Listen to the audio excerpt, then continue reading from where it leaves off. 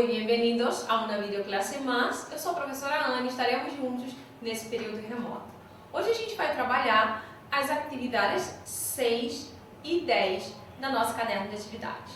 É aquela descrição básica. Eu tenho estatura mediana, eu tenho pele clara, meus olhos são castanhos, uso óculos de grau e meu cabelo é de castanho para claro, tá um pouquinho mais claro, porque eu retoquei as luzes para ficar mais bonitinho, né? E muitos acessórios, vocês já sabem que eu gosto, eu vou ver sempre isso. Bom, lá na atividade 10, tem um textinho que chama La Muralha.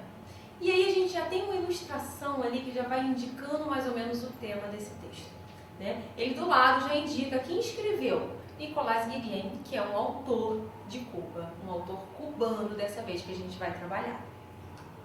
Bom, um poema, não se assustem, acho que vocês vão gostar. Então vamos lá, vamos fazer a leitura, vamos parando e vamos entendendo esse texto. Ele diz assim: para ser esta muralha, tráigame todas as manos. Então é um convite coletivo de uma construção de uma muralha. Todas as mãos, sem excluir nenhuma. Los negros, sus manos negras, los blancos, sus blancas manos. Hay una muralla que vaya desde la playa hasta el monte, ou seja, uma muralha muito grande, muito coletiva. Desde el monte hasta la playa, allá sobre el horizonte.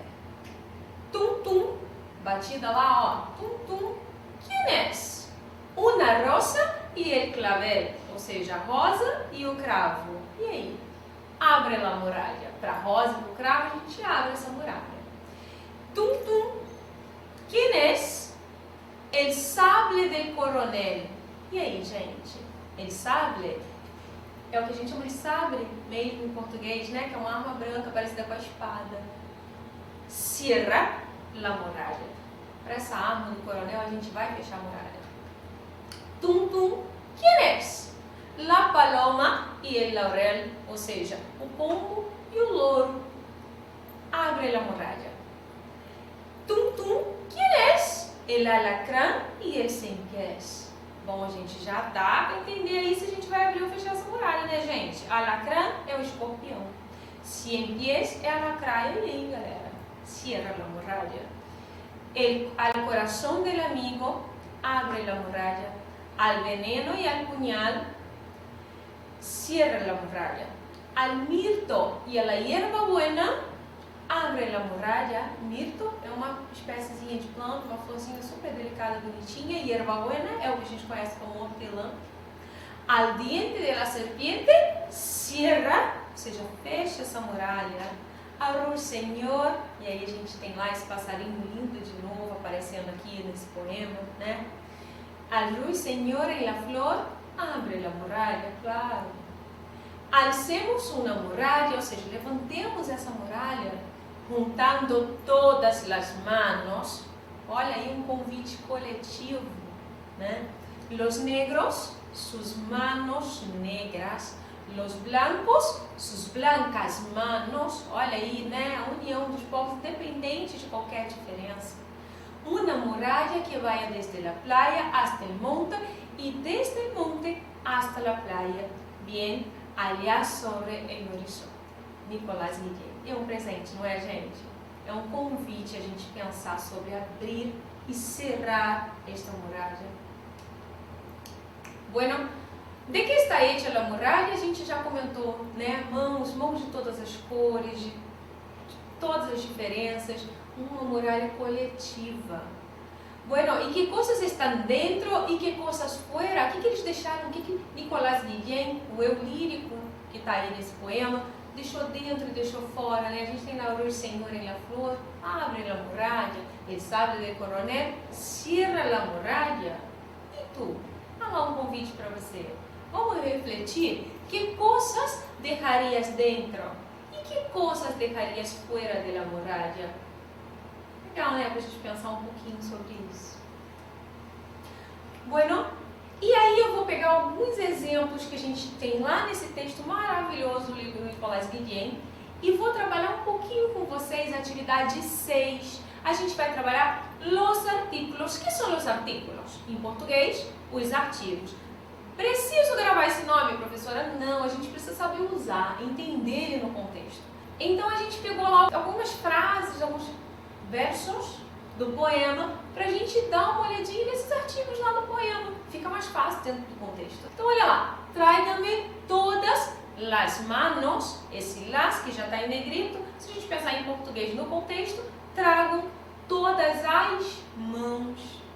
Los negros, sus manos negras. Los negros, os negros. Desde la playa hasta el monte, ou seja, desde a praia até o monte. Esse aí é um pouquinho diferente, né? Cuidado, melô não, gente. El monte. Abre la muralla. Esse lá abre o quê? A muralha. Isso aí. Então, os artigos definidos em espanhol são el, la, los, las. El em português significa o. Isso aí. La significa a. Los significa os. E las significa as. E por que eu chamo artículos definidos? Não preciso gravar não, é só entender. Porque esse artigo ele vai definir o que está sendo dito depois. Quando eu falo lá, los negros, não é qualquer pessoa, são los negros, são esses específicos, esse grupo específico, né? Quando eu falo abre la muralha, é essa muralha, não é uma qualquer, é essa muralha. Então, por isso são artículos definidos, porque eles definem, eles fazem referência a algo específico. Bueno, tenemos también los artículos indefinidos. Vamos com exemplos do texto de novo. Una rosa e um clavel. Bom, uma rosa e um cravo. Indefinidos. É uma rosa específica, um cravo? Não, uma rosa e um cravo, ok? Se ponemos este fragmento em plural, a gente vai ter unas rosas e unos claveles, ou seja, umas rosas e uns cravos, também indeterminados. Repararam o que a gente chama artigo definido, artigo indefinido? Bom, os artigos indefinidos da língua espanhola são una, unos, unas. Eles servem para fazer referência a algo geral. Em português, correspondem a uma, uns, umas, que fica fácil até de deduzir porque é bem parecidinho. E aí, nessa mesma atividade, vocês vão encontrar um quadro resumindo isso que a gente acabou de ver. Então, a gente vai ter primeiro os definidos, tá lá. Em português, a gente fala o, em espanhol, ele. Então, o menino, el chico. Feminino, a, em espanhol, la. Se eu tenho a menina, em espanhol, la chica. Isso aí. Os, em espanhol, eu digo los. Eu tenho os homens, em espanhol, los hombres. Feminino, as. Se eu tenho lá em espanhol, vai ser las. Então, as mulheres, las mujeres. Indefinidos. Em português eu tenho em espanhol, Aí a gente, cuidado na hora de escrever esse em espanhol, porque a maioria das palavras terminam em N em espanhol, tá? Então, cuidado com isso para não botar com M no final. Então, se eu tenho um abacaxi, em espanhol eu vou ter ananás. Uma, em espanhol, uma maçã, una manzana. Uns, em português, em espanhol eu vou ter uns limões, unos limones. Feminino, umas, eu vou ter em espanhol unas, e aí eu tenho umas laranjas, unas naranjas. Bueno, ahora las actividades. Espero que hayan disfrutado de este texto y que reflexionen sobre sus murales personales. Hasta la próxima.